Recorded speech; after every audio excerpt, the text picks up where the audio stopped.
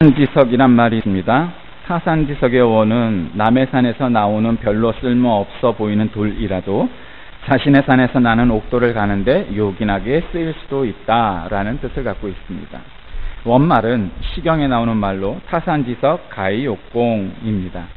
타인의 산에서 나는 거친 숫돌이라도 자신의 거친 옥돌을 갈아 빛나게 할 수 있다는 것이고, 소인배에게 분자가 배울 것이 있다 하는 경험과 지혜를 가리키는 말입니다. 아무리 하찮게 보이는 사람일지라도 쓰임이 있고, 아무리 하찮아 보이는 물건일지라도 그 쓰임새가 있다, 이렇게 이해하면 되겠습니다. 옛날에는 농사가 자기 자신은 물론 남을 먹여 살리는 일이었기에 천직이 되고, 또 사람을 올바로 이끄는 길은 학문에 있어 타산지석이란 바로 학문과 관련하여 아무리 성인군자라도 백정의 직업 혹은 농사의 직업을 가진 사람이라도 다 자가발전을 기하고 학문적으로 수양을 하고 심신을 연마하는데 도움이 된다, 이런 뜻이라 할 수 있습니다. 피터 드래거라는 그 자기개발에 관한 유명한 작가가 있죠. 현대 경영학의 아버지로 일컫기도 합니다.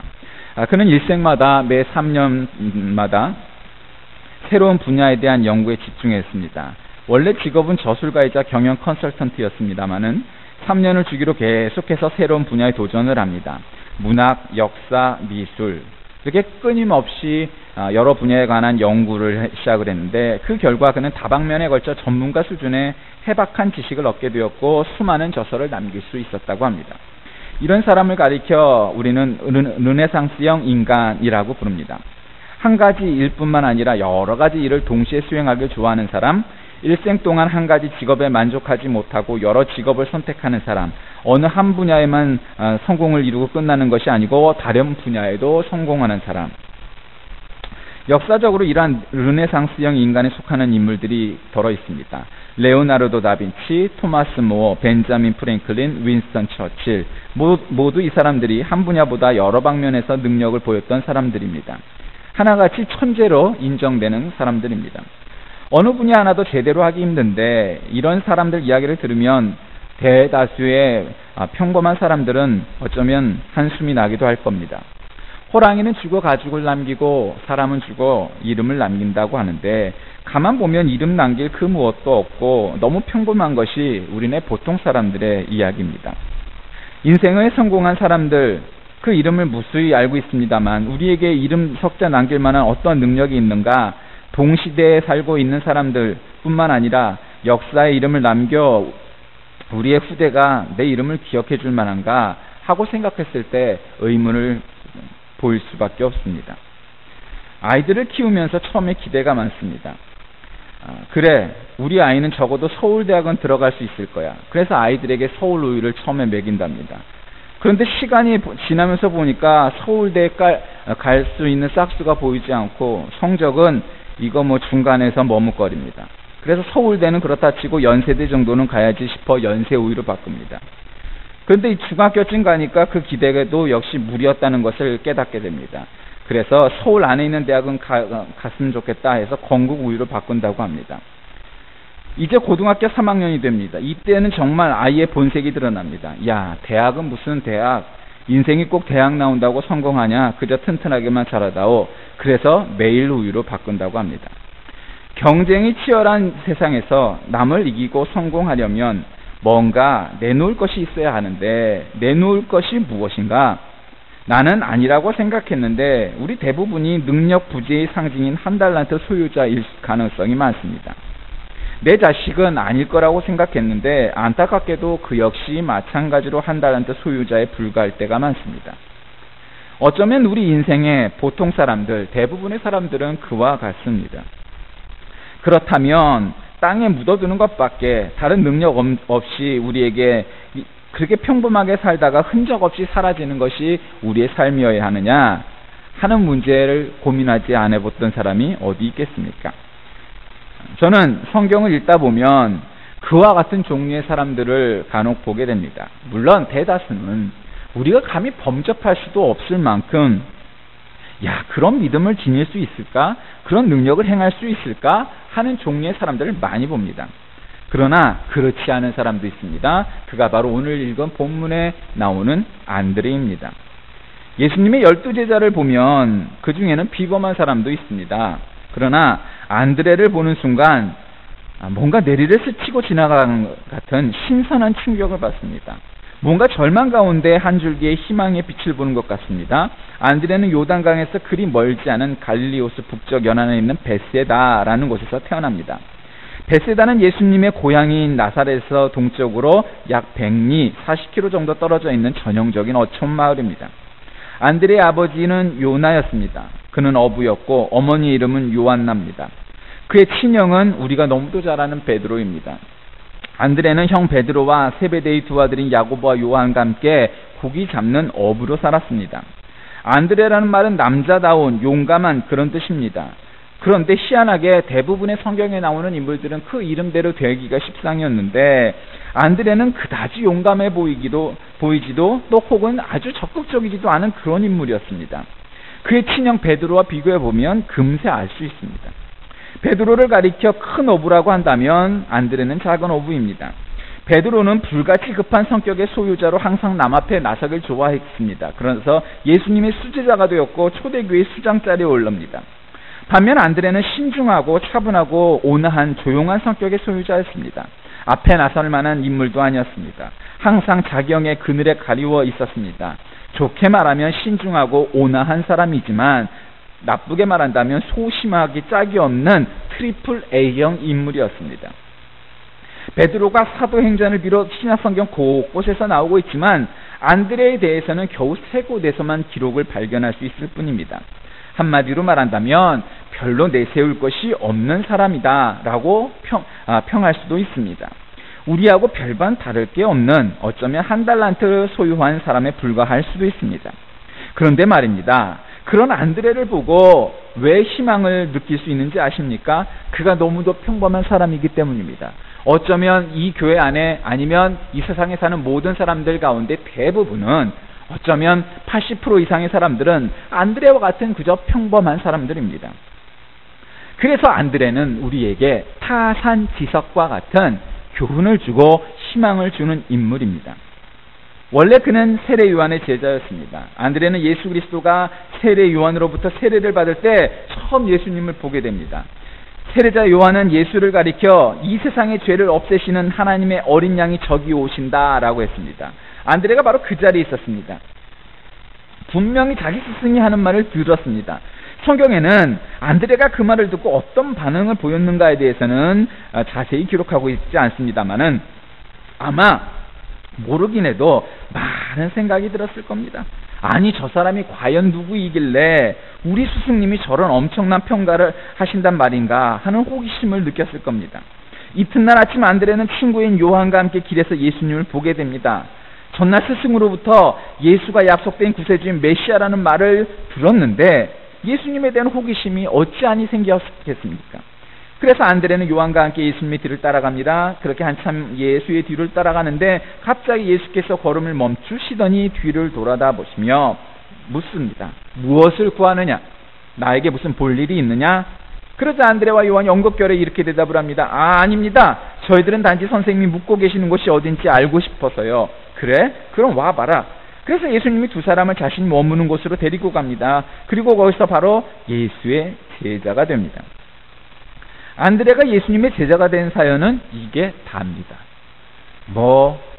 베드로처럼 바울처럼 뻑적지근한 드라마틱한 그런 드라마의 현장이 아니고 그저 소극적으로 어느 곳에 머무시는지 알고 싶어서 삐쭉삐쭉대다가 쫓아가서 예수님의 엉겁결에 된 사람입니다.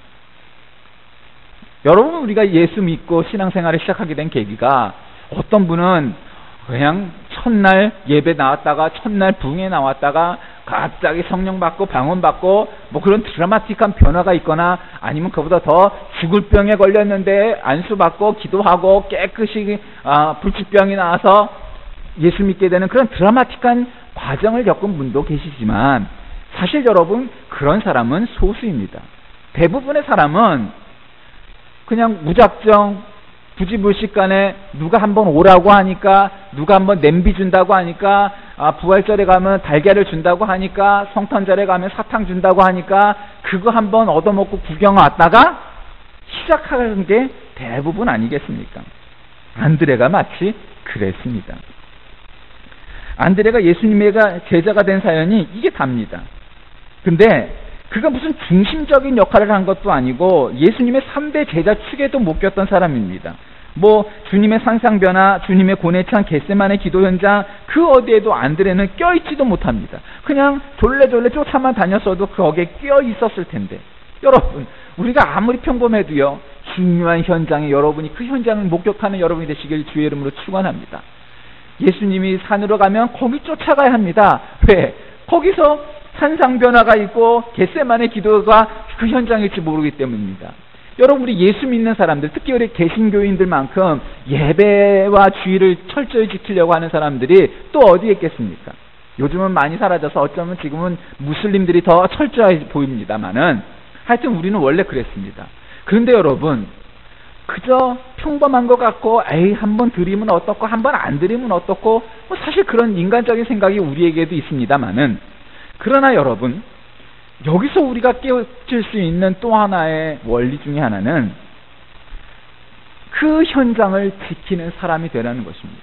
안드레는 그렇게 적극적이지 못해서, 아니 예수님이 기도 간다면 한번 예수님은 어떻게 기도하시나, 내가 그 옆에만 있어도 은혜 받을 것 같다, 내가 그 옆에만 있어도 성령 충만할 것 같다, 그러한 마음을 가지고 예수님만 그냥 주구절창 쫓아다녔어도 3대 제자 안에 들었을지 모르겠습니다만은, 안드레는 그러한 열심도 없었던 사람입니다.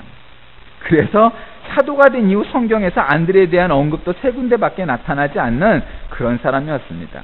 그런데 여러분, 놀라운 것은 그 기사 하나하나가 우리에게 희망을 던져준다는 사실입니다. 자, 첫 번째 기사는 우리가 읽은 그 본문 바로 밑에 41절 이하에 나오는 말씀입니다.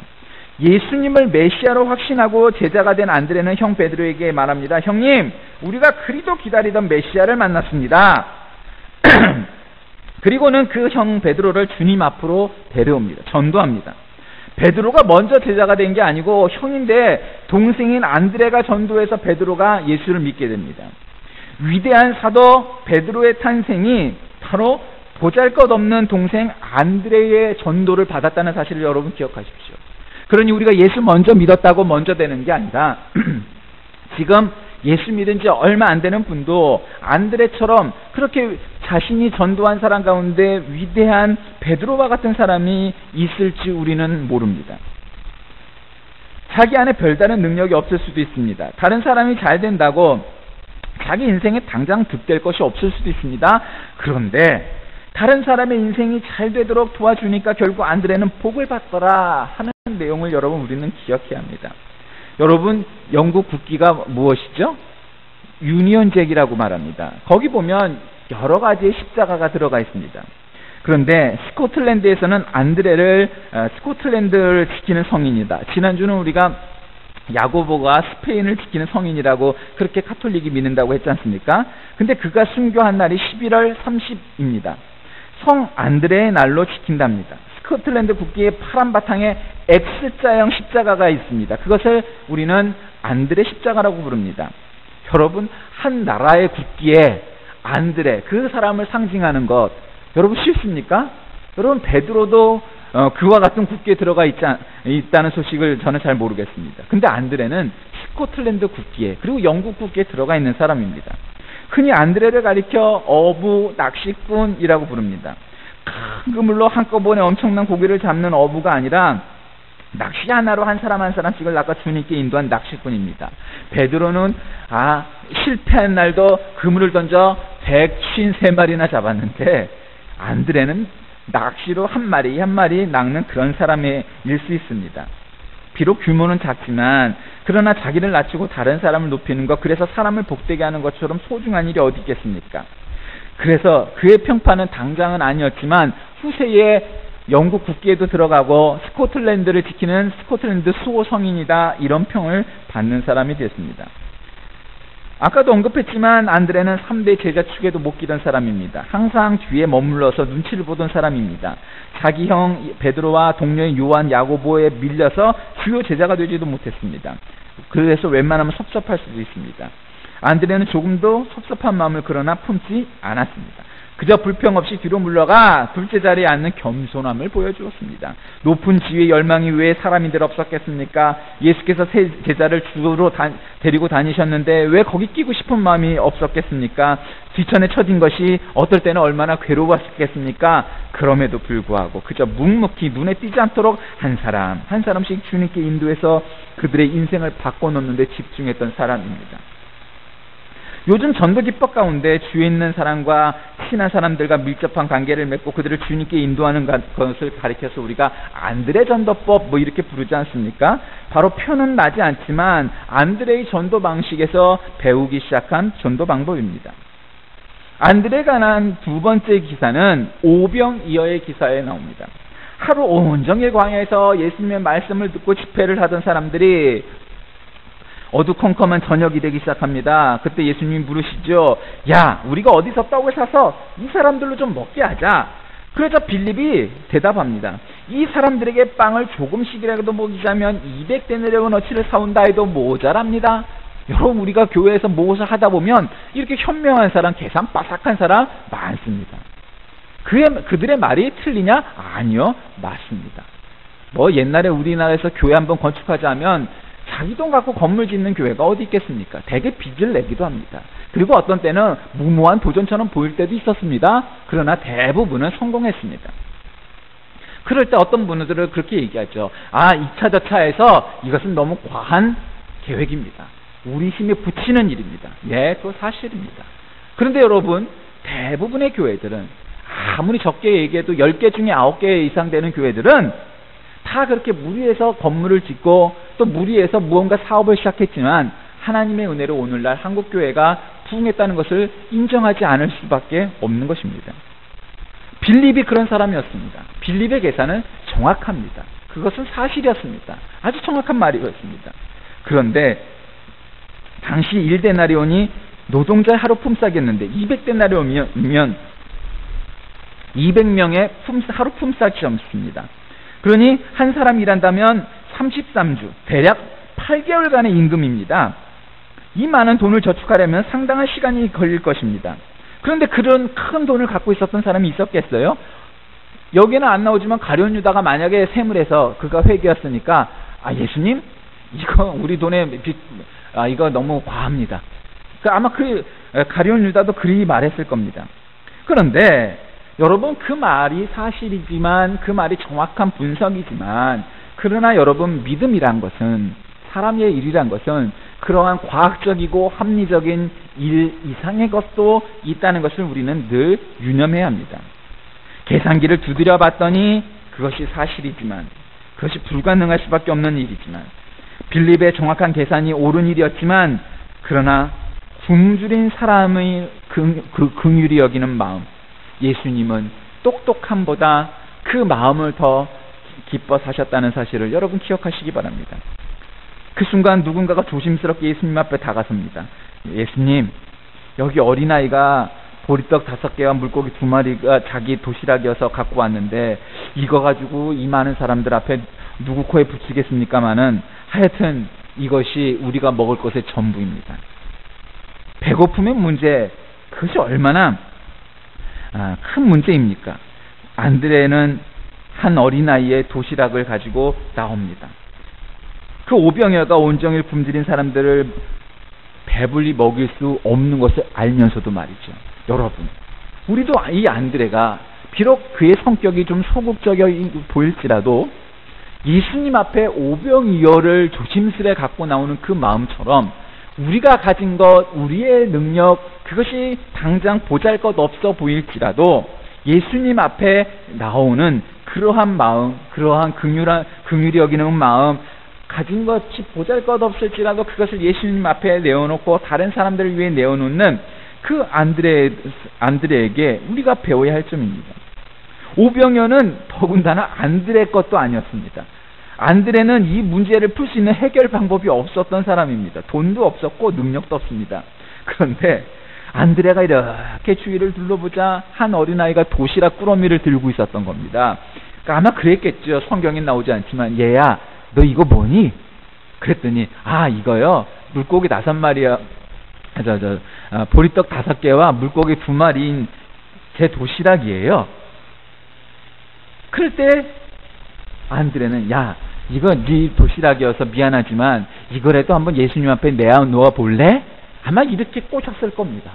그 어린아이가 예수님 말씀으로 은혜를 받았는데 예수님이라도 드시게 해야 되겠다 이런 마음으로 그 어린아이조차도 그런 마음을 가졌으니까 안드레의 그 전도에 안드레의 요구에 응했을 겁니다. 화가 머릴로라는 사람이 성 안드레의 순교라는 그림을 그렸는데 거기 보면 안드레의 십자가 즉 X자형 십자가에 달려있는데 그 앞에 소년 하나가 눈물을 흘리는 모습이 그려져 있습니다. 교회 전승에 따르면 바로 이 소년이 안드레에게 오병이어 도시락을 가져왔던 소년이라고 합니다. 자기 능력이 없어도 다른 사람의 능력을 빌어서라도 주님 앞에 드리고 싶은 마음, 남에게 유익을 끼치고 싶은 마음, 그것이 바로 안드레의 마음이었습니다. 안드레에 관한 세 번째 기사는 요한복음 12장 20절 22절에 나옵니다. 예수께서 예루살렘에 입성하시고 얼마 후 헬라인 몇 명이 빌립을 찾아와 예수님을 면담을 신청합니다. 아마 그들이 빌립을 먼저 찾아온 것은 빌립이 헬라식 이름이었기 때문일 겁니다. 그러자 빌립은 이 사실을 안드레에게 알리고 안드레는 빌립과 함께 예수님께 이 문제를 보고합니다. 말하자면 안드레는 헬라인들을 예수님께 소개한 사람입니다. 여러분, 이것은 아주 중요한 문제입니다. 유대인들은 민족적 배타성이 아주 심했던 사람들입니다. 자신들의 피가 흐르지만 사마리아 사람들을 개만도 못하게 여겼던 것이 유대인들인 것을 여러분 잘 아시지 않습니까? 자신들은 선민, 남들은 다 아닌 사람. 근데 헬라인은 이방인이었기 때문에 상대할 가치가 없었던 사람들입니다. 그런데 보세요. 안드레는 헬라인들을 주님께 소개합니다. 이것을 보면 유대 특유의 편협한 민족주의와 거리가 먼 사람이었던 것을 우리가 잘 알지 않습니까? 안드레는 예수가 세상을 구할 구주시여 예수의 복음이 온 인류를 위한 것임을 알았습니다. 이 진리를 깨달았을 때 그는 모든 것을 포기하고 예수의 제자가 되었고 이방인들도 이 진리를 알게 되길 원했습니다. 물론 예수님의 제자들이 성령 충만 받은 이후에 이방 세계로 나가서 복음을 전하고 순교합니다마는 안드레는 성령을 받기 전인데도 이방인에 대한 어떤 편견도 갖고 있질 않았다는 겁니다. 여러분, 편견이라는 것은 마음 벽을 허문다는 것이고 편견을 가진 사람들은 그 마음에 심한 벽을 갖고 있고 오만함을 갖고 있는 사람들이라는 겁니다. 근데 그는 그런 편견이 없었습니다. 여러분, 여기에서 또 우리가 어떤 점을 깨닫게 됩니까? 그 당시에 유대인들이 이방 사람들을 보면은 자신들보다 하등한 사람이라고 편협하게 생각하고 깎아내리고 무시했던 것이 보편적인 정서였습니다. 그런데 안드레는 그러지 않은 사람이었습니다. 여러분, 오늘날 이 사회에 살고 있는 우리 모두가 그 당시에 편협한 인간들처럼 생각한다면 어떤 종류의 사람들을 우리가 그렇게 여기겠습니까? 저는 제일 먼저 떠오르는 것이 이주민들이라고 생각합니다. 탈북한 북한 동포들, 연변에서 온 중국에서 온 동포들, 그리고 이주 노동자들, 다문화 가정에 온 결혼 이민자들, 그리고 그 사이에서 태어난 다문화 가정 어린이들. 여러분, 그 사람들처럼 이 사회에서 우리가 무시하는 종류의 사람이 있겠습니까? 우리가 못 배우고 가난한 사람은 그래도 조금 낫습니다만은, 그러나 겉으로 보기에 말을 해보니 저 사람의 액센트가 저 사람의 피부색이 우리나라 사람이 아니다라는 판단이 들 때 우리는 뭔가 우리보다 한 단계 낮은 사람인 것처럼 무시하고 깔보고 우월감을 느끼고 살아가는 것이 이 시대의 보편적인 정서 가운데 하나가 아닐까 저는 생각합니다. 그런데 안드레는 그러지 않았습니다. 어느 날 피부 색깔이 우리와 다른 사람이 교회에 들어오려고 하니까 에이 여보셔, 당신은 특수한 교회 가요. 당신과 같은 이 외국 사람들 위해서 한 예배에 있는 그곳을 가요. 혹 우리는 그런 생각을 갖고 있지 않느냐 이 말입니다. 그런데 안드레는 그러지 않았습니다. 이 세 가지 기사를 보면 하나의 공통점이 있습니다. 베드로를 예수님께 인도한 사건, 오병이어를 찾아 기적의 매개가 된 사건, 그리고 아무도 상대하지 않다는 헬라인들을 예수님께 인도한 사건. 여러분, 안드레는 아무것도 가진 것이 없었다는 겁니다. 내세울 것도 없었습니다. 그저 평범한 사람이었습니다. 그런데 그는 예수님을 사랑했고 다른 사람들을 긍휼히 여기는 마음이 있었기에 가진 것 아무것도 없지만 그것을 예수님께 연결시켜주니까, 즉 요즘 말로 말하면 유통시켜주니까, 소개시켜주니까 그가 복 있는 사람이 되었다는 사실을 기억하십시오. 여러분 돈이 없으십니까? 능력이 없으십니까? 걱정하지 마십시오. 우리가 하나님 앞에 교회에 그런 사람들을 연결시켜주고 관계를 맺겨주고 소개시켜주는 것만으로도 안드레와 같은 복 있는 사람이 된다는 사실을 우리가 기억해야 합니다. 성경에 이 세 가지 기사만 나오지만 안드레에 대한 기사는 다른 역사 자료에서 또 발견되기도 합니다. 유대 역사가인 유세비우스의 책 그 역사 히스토리에 보면 안드레는 에베소 지방에서 열심히 전도하였답니다. 그러던 중 가룟 유다 대신 제자로 뽑힌 마띠아가 시인종에게 잡혔다는 소식을 듣게 됩니다. 안드레는 마띠아를 구하려고 험난한 파고를 뚫고 기적적인 항해를 하여서 흑해 연안 코카사 산맥에 있는 스구디아 지방에 도착합니다. 지금의 러시아 남부에 해당됩니다. 그리고는 기적적으로 마띠아를 구출하고 식인종도 다 교화시켜 예수를 믿게 만듭니다. 그리고 스구디아와 비잔틴의 교회까지 세웠다고 합니다. 안드레에 대한 또 다른 자료는 안드레 행전이라는 위경에서 발견되기도 합니다. 그 책에 따르면 안드레는 그리스에 와서 열심히 전도했다고 합니다. 그 결과 그 지역 총독인 에기아테스의 부인까지 전도하여 예수를 믿게 했습니다. 그러자 분노한 총독이 안드레를 체포해서 피투성이가 되도록 고문한 후에 X자형의 십자가에 처형을 하게 됩니다. 안드레는 자신이 죽을 십자가를 X자형 십자가로 고집했다고 합니다. 그 이유는 그리스어의 X가 크리스토스라는 말에 그리스도라는 말의 첫 글자 크리스토스의 첫 자이기 때문입니다. 형장에 끌려갈 당시 안드레는 십자가 앞에 무릎을 꿇고 양손을 높이 쳐들며 기도하기를 오 영광의 십자가여 너를 통하여 우리를 구속하신 주님께서 지금 나를 부르시는가 속히 나를 이 세상에 끌어올려 주님의 곁으로 가게 해다오 하며 기쁨에 가득한 얼굴로 기도를 했다고 합니다. 십자가에 이틀 동안 매달려 있었는데 이때도 안드레는 계속해서 군중들을 향해 설교를 하였습니다. 그러자 이를 보다 못한 군중이 집행관에게 안드레를 십자가에서 내려줄 것을 요청합니다. 집정관이 그들의 요청에 의해서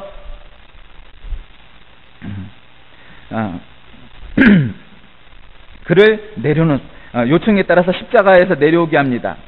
안드레가 십자가에서 내려오자 갑자기 하늘에서 한 줄기의 빛이 내려와 안드레를 감싸면서 하늘로 다시 올라간 순간 안드레는 숨을 거두었다고 합니다. 이 자료들 속에서 안드레의 특징은 그대로 확인되지 않습니까?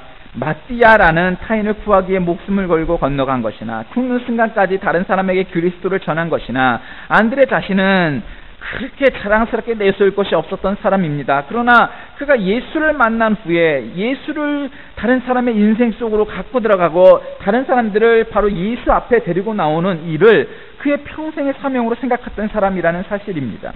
그들에게 예수를 전해서 그들의 인생을 바꿔놓습니다. 안드레의 일생이 마치 그랬던 것처럼 자신은 낮추고 다른 사람이 잘 되기 위해서 축구로 말하면 어시스트를 하는 사람이고 야구를 말하면 희생 번트를 대고 희생타를 치는 그런 사람의 역할입니다. 어쩌면 빛나지 않은 역할입니다. 그러나 후대의 역사는 안드레를 평범한 사람으로 폄하하지 않고 사도로 그리고 그의 전도법을 따라서 우리가 안드레 전도법이란 걸 만들어서 지금도 유용하게 쓰는 그러한 위대한 사도가 되지 않았습니까? 사랑하는 교우 여러분, 우리는 이 땅에 올 때 어쩌면 천재 혹은 아주 다재다능한 사람이 아닐 수도 있었습니다. 대부분 별반 내세울 것이 없는 평범한 사람들일 수 있습니다. 한평생 우리가 이 땅에 살았다가 간 일들이 역사책에 한 줄도 기록되지 않고 우리 이름이 안 남을 수도 있습니다. 그러나 안드레처럼 나는 별것 아니고 가진 것도 없고 재능도 특출나지 않지만 다른 사람을 위해 섬기고 그 사람을 예수의 앞에 데리고 나오는 이런 일들을 우리의 사명으로 여기고 안드레처럼 산다면 우리가 복받은 사람이 될 것이고 위대한 성도, 위대한 성인자 칭함을 받는 그런 사람이 될 것입니다. 그러면 다른 사람의 유익을 위해서 행복을 위해서 산 것이 내가 행복하고 내가 성공하고 내가 승리하고 결국 내가 복받게 되는 바로 그러한 사람이 될 수 있다는 사실을 안드레를 통해서 우리는 깨닫게 됩니다. 타산지석의 원리, 그것은 나 자신보다 더 큰 인물로 성장하는 다른 사람들을 보며 나는 별거 아니지만 그러나 그것을 통하여서 저 사람을 통해 내가 배우는 그러한 마음이 우리에게 있을 때 우리가 진정 위대한 신앙의 인물, 타산지석의 교훈대로 사는 그러한 사람들이 되는 것을 믿고 이와 같은 인생을 사는 저와 여러분 다 되시길 주의 이름으로 축원합니다. 기도하겠습니다. 하나님 아버지 감사합니다. 오늘도 주 앞에 나와 예배를 드리는 우리 모두에게 하나님 타산지석의 교훈을 깨닫게 하시고 안드레처럼 일생을 살아 하나님께 진정으로 칭찬받는 우리 모두가 되게 하여 주옵소서. 예수님의 이름으로 간절히 기도드립니다. 아멘.